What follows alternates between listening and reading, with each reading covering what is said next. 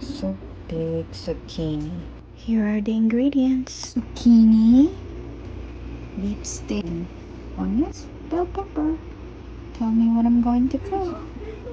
To put onions and bell pepper and then add zucchini.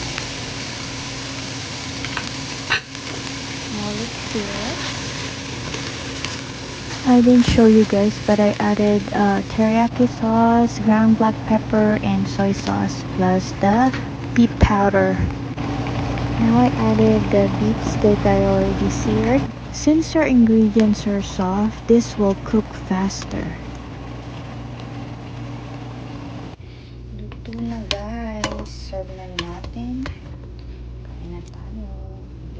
I didn't add water because the juice from the vegetable made this soup tasty.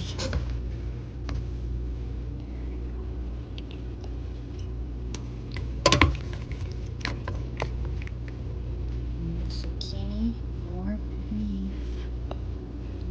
Sarap. Kain tayo. First bite is for you guys. Kain na tayo.